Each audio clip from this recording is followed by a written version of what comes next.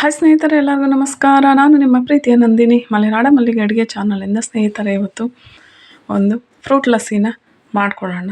ಇದು ತುಂಬ ರುಚಿಯಾಗಿ ಇರುತ್ತೆ. ಹೊರಗಡೆ ಹೋದರೆ ನಾವು ಒಂದು ಲೋಟಕ್ಕೆ 150 ರೂಪಾಯಿ ಕೊಟ್ಟು ಕುಡ್ಕೊಂಡು ಬರಬೇಕಾಗತ್ತೆ.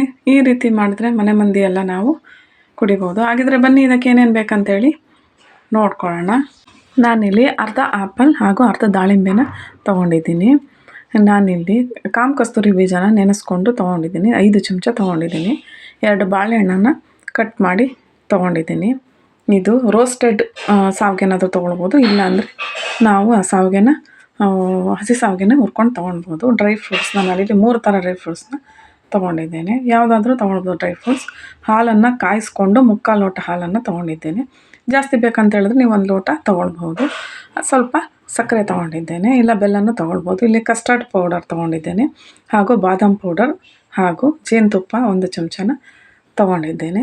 ಇದನ್ನೆಲ್ಲ ಈಗ ಒಂದು ಬೌಲ್ ತೊಗೊಂಡು ಮಿಕ್ಸ್ ಮಾಡ್ಕೊಳ್ಳೋಣ. ಫಸ್ಟು ನಾನಿಲ್ಲಿ ಶಾವಿಗೆನ ಹಾಕ್ಕೊಳ್ತಾ ಇದ್ದೇನೆ.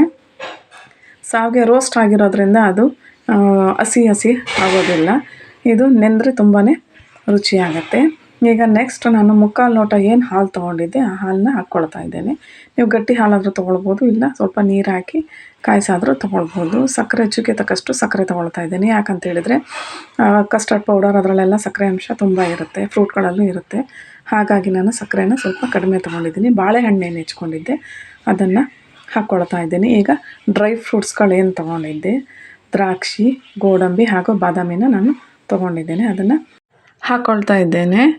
ಈಗ ನೆಕ್ಸ್ಟ್ ನಾವು ಆ ಕಸ್ಟರ್ಡ್ ಪೌಡ್ರು ಮತ್ತು ಏನು ಆ ಪೌಡ್ರ್ಗಳನ್ನ ತೊಗೊಂಡಿದ್ವಿ ಅದನ್ನು ಹಾಕ್ಕೊಳ್ಳೋಣ. ಈಗ ಫ್ರೂಟ್ಗಳನ್ನ ಅದಕ್ಕೆ ಮಿಕ್ಸ್ ಮಾಡೋಣ. ಈಗ ಚೆನ್ನಾಗಿ ಮಿಕ್ಸ್ ಆಗಬೇಕು. ನಿಮಗೆ ಬೇಕಂತ ಹೇಳಿದ್ರೆ ಹಾಲು ಇನ್ನೂ ಜಾಸ್ತಿನೂ ಸಹ ಹಾಕ್ಕೊಳ್ಬೋದು. ಈಗ ಇದನ್ನು ನೀವು ಫ್ರೀಝರಲ್ಲಿ ಇಟ್ಬಿಟ್ಟು ತುಂಬ ಕೋಲ್ಡ್ ಆದ ನಂತರ ಇದನ್ನು ನಾವು ತಿಂದರೆ ತುಂಬಾ ಚೆನ್ನಾಗಿರುತ್ತೆ. ಇದು ಡಯಟ್ ಆಗೂ ಸಹ ಇರುತ್ತೆ. ಮಧ್ಯಾಹ್ನ ಟೈಮ್ ಇದನ್ನು ಒಂದು ಸ್ವಲ್ಪ ಬೌಲಲ್ಲಿ ಹಾಕ್ಕೊಂಡು ತಿಂದರೆ ಸಾಕು, ತುಂಬ ಹೊಟ್ಟೆ ತುಂಬಿದಂತಹ ಅನುಭವ ಆಗತ್ತೆ, ಹಾಗೂ ತುಂಬಾ ರುಚಿನೂ ಸಹ ಇರುತ್ತೆ. ನಮಗೆ ಬೇಕಂತ ಹೇಳಿದರೆ ಕಾಮ ಕಸ್ತೂರಿ ಬೀಜನ ನಾವು ಒಂದು 7-8 ಚಮಚನೂ ಸಹ ನಾವು ನೆನೆಸ್ಕೊಂಡೋದಕ್ಕೆ ಹಾಕ್ಕೊಳ್ಬಹುದು. ಏಲಕ್ಕಿ ಪುಡಿನೂ ಸಹ ಇದಕ್ಕೆ ನಾವು ಹಾಕ್ಕೊಳ್ಬಹುದು, ಆದರೆ ನಾನಿಲ್ಲಿ ಏಲಕ್ಕಿ ಪೌಡ್ರನ್ನ ಹಾಕಿಲ್ಲ.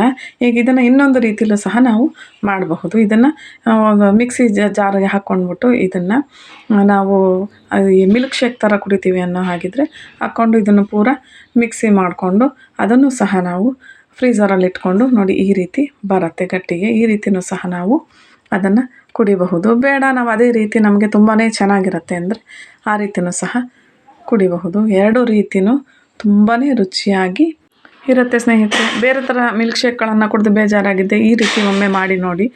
ಈ ಒಂದು ವಿಡಿಯೋ ನಮಗೆ ಇಷ್ಟ ಆಗಿದ್ದಲ್ಲಿ ಶೇರ್ ಮಾಡಿ, ಕಮೆಂಟ್ ಮಾಡಿ ಹಾಗೂ ಲೈಕ್ ಮಾಡಿ. ಹಾಗೂ ಸಬ್ಸ್ಕ್ರೈಬ್ ಆಗಿರೋ ಸ್ನೇಹಿತರಿಗೆ ಧನ್ಯವಾದಗಳು. ಹಾಗೂ ಸಬ್ಸ್ಕ್ರೈಬ್ ಆಗಿ ಸ್ನೇಹಿತರೆ, ಪಕ್ಕದಲ್ಲೇ ಕಾಣೋ ಬೆಲ್ಲೈಕನ್ನ ಕ್ಲಿಕ್ ಮಾಡಿ. ನಾನು ಯಾವುದೇ ವಿಡಿಯೋ ಹಾಕಿದರೂ ಸಹ ನಿಮಗೆ ನೋಟಿಫಿಕೇಷನ್ ಬರುತ್ತೆ ಸ್ನೇಹಿತರೆ. Thank you.